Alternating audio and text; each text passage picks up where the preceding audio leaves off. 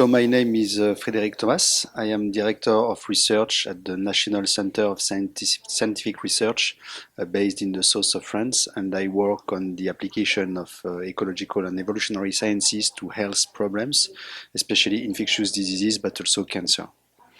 And you presented a kind of novel theory in cancer here at Stop Cancer Symposium. So basically, what is this novel theory about? In fact, this is a novel evolutionary law that governs the growth of tumors.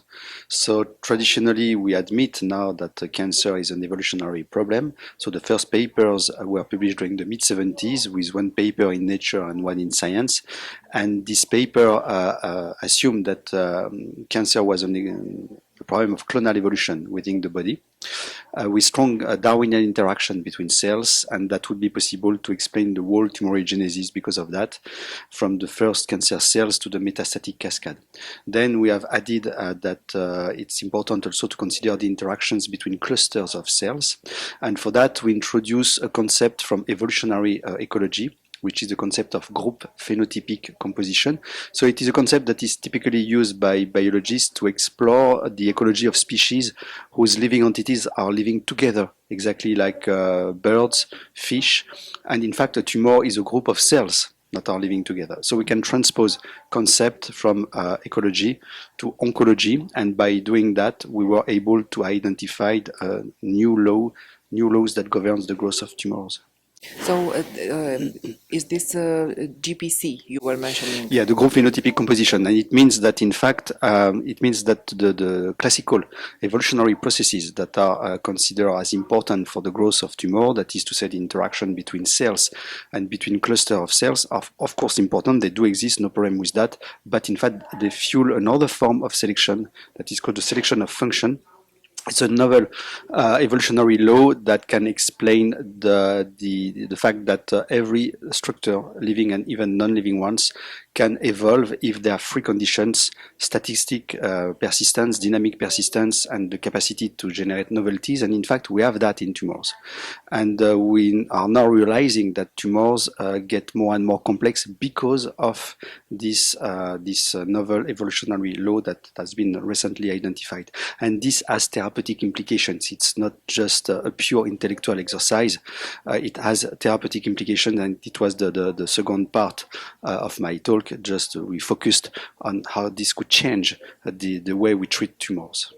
We'll get there, but I would just like to stay a little bit more with this GBC.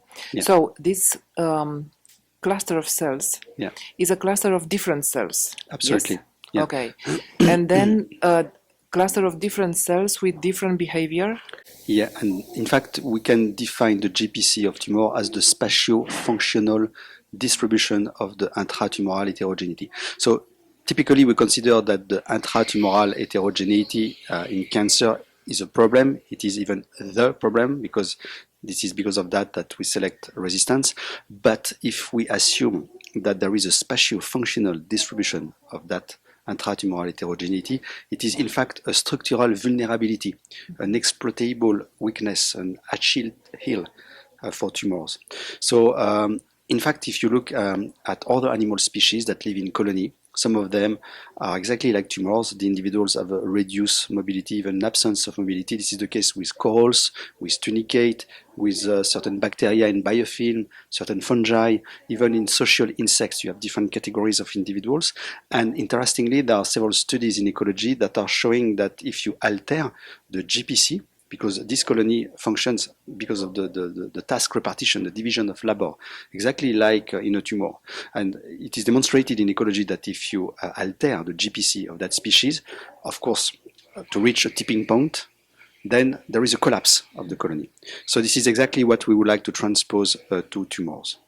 But how do you recognize the tipping point? How do you know when you reach? At the moment, this is a research topic. In fact, I think we are opening a novel research direction. So at the moment, it is still in its infancy. So we have to provide proof of concept at the moment, to have therapies that induce a destabilization of the GPC, then to check that indeed the GPC has been altered, and then to monitor the evolution of the tumor. And by doing that, we will be able to better define where is the tipping point that is interesting from a therapeutic point of view. So at the moment, we don't know exactly. We can have maybe a hypothesis, like if we alter the GPC by 10%, would it be enough to induce the collapse of the tumor or to change its trajectory for a less or a non-oncogenic GPC? Maybe we need 20%, maybe we need 30%, maybe it's different between cancers, not the same if it's lung cancer or breast cancer. So it's just the beginning of what I think is a new research direction, because it works from a theoretical point of view. Our mathematical models are showing that it works, and nobody has done before. So at least for these two reasons, I think it's worth to explore this research direction.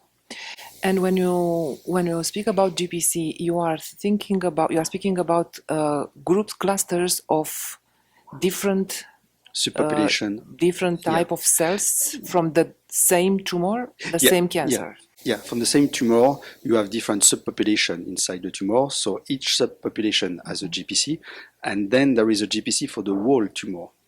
And probably most of the time, because there is no evolutionary program to build a fully functional tumor, so it's just random combinations. So it seems that probably most of the time the GPCs are not suitable for the growth of the tumor. Don't forget that we see only successful cancer, and we don't know how many candidates are trying every day in our body, and probably most of them do not have the right GPC and never develop. So we only see the tumor that have the right GPC at the right time. So, But do you know what makes successful tumors successful? I think it's when you have the functional network is adapted to the microenvironment. There is not only one GPC that would be good for the whole tumor agency. The GPC can change, and the adequacy, the optimality, also changes with the microenvironment. This is, for instance, the reason why you can have a tumor that will grow and then stop its growth, just because she cannot reach the next good GPC that will allow it to continue. Yeah. Also, again, the GPC, let's take, I don't know, a liver tumor, yes? Inside this liver, let's say, cancer, there are different groups of cells. What makes them act differently in the same cancer? Do you know this now? At the moment, no. It's as I said, we are just starting. So what is sure at the moment is that we need proof of concept to show that when a tumor is progressing, if you change the GPC and you can reach a tipping point that has to be defined where it is, and then the tumor collapse or is not anymore dangerous for the patient, or it will maybe take years before to come back to an oncogenic GPC, years that are, of course, for the benefit of the patient. Yeah, so this is what we would like to try. So we have different models to do that. Of course, mathematical models. So we can always say that with mathematical models, you will obtain what you put in the model. But honestly, it works even with a large range of conditions. And then we can use very basic multicellular organisms like Hydra that I have in my lab, a small cnidarian that develop tumors, and then we are trying to do that on mammals with tumors like melanoma in mice. And yes, I would like to say give us a few months to try, and I hope that I will come back with nice results to present. Next year. Yeah. Everybody's waiting for these nice results. Yeah. But I wanted to ask you something about this breaking, I don't know, unity approach. Yeah. So if I understood well from your presentation, you want to break the unity of this. To what? To break the unity, let's say, of this. Yeah, to GPC. alter the spatio-functional distribution of the intratumoral. So with different ways, there are not only one way, but yeah. And about the functional models, can you translate? I mean, are those models transferable from such simple organisms to, let's say, mammals? I think that the first step is to identify a strategy. We are strategy in what? In inducing a destabilization of the GPC, to define where are the tipping point, how we could do that, and then we need to try. Then we need proof of concept, and then if it works, I think that we need collaborations with other scientists that are able to say, okay, I see how we could design a new drug that would be able to do exactly what you want, the destabilization, X% and so on. So I think that we need first proof of concept, and then we need collaboration with different kind of scientists just to be able to translate this novel strategy into novel drugs. And these, methods you are thinking to use for destruction, let's say so, are what? Chemotherapy, radiotherapy? Yeah. All the existing tools are potentially suitable. At the moment, these tools are always, or almost always, used to eradicate the tumor. What we are suggesting is that we could use these existing drugs, but with the objective to alter the GPC, to alter the spatio-functional distribution of this intratumoral heterogeneity, not to eradicate the tumor. And if we use the existing tools, we have a lot of tools. Yeah, we can change of tools all the time to induce a destabilization that is never the same.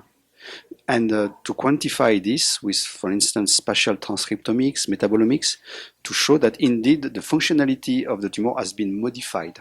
And then we can evaluate what is the outcome on the progression and so on for the patient. So I think that honestly, I prefer to start with existing drugs, because I'm sure that if it works, it will be more rapid to be transposed to humans than if we have to try new drugs. But of course, we are open to new drugs. Yeah, of course. But even so, you need after that, you need clinical trials. Yeah. So there is some time you Absolutely. need also. Yeah. Yeah, but when you discuss with a clinical oncologist, as soon as we are using existing drugs, you can try to see if it works. In the worst case, it doesn't work, and you come back immediately to the traditional therapy, even if you take the risk to select for resistance. Yeah. What about gene editing in the tumor? You know the genes who are responsible for different type of cancers. Isn't this a plausible approach to edit the genes that are responsible, and then to not to eliminate the tumor, but to silence it down, to put it down? Yeah, that could be possible. Yeah, it can be one of the tools among other ones. The idea is really to induce a destabilization. So all the tools that can contribute to that are welcome. Yeah. Destabilization and without any possibility to regroup again, to become active again. Yes, but in fact, if you consider the evolution of tumors, in fact, it's not like bacteria that are, for instance, under the fire of natural selection since millions of years. When you try to induce a destabilization in a biofilm of bacteria, for instance, they can have an adaptive answer to restore immediately the biofilm. This is not necessarily the case with tumors, because each time it's a novel story. The cancer has to reinvent the wheel each time. So there are good reasons to think that even if, because of bad luck, someone has a tumor with a GPC that is beneficially advantageous for the growth of the tumor, if you induce a destabilization, there is no theoretical reason to believe that the tumor is in an adaptive manner able to restore the GPC. It will be another GPC, but hopefully a less or non-oncogenic one, depending on. So this is all the challenge of the research we have in front of us at the moment here. Anyway, cancer is one of, if I'm not wrong, one of the best example, or the most successful evolutionary story, because it. For me, it's one of the most impressive demonstration that natural selection is everywhere, in fact. And what is crazy is that it is the same process, natural selection, that on one hand is responsible for our cancer defense. Yes. Since the first multicellular organisms. And it is the same process that in the same time favor the cells that are able to bypass our defense. Yeah. Yes. This is a kind of wisdom. Yeah, maybe something that is important to say that even when we want to eradicate a cancer, because most of the time it's what people want. In fact, I think that it is very strategic to go first with a step where you will induce a destabilization of the GPC to reduce the oncogenic level of the GPC. I use as a metaphor the fact that it is easier and less risky to handle a bomb if the trigger mechanism has been diffused first.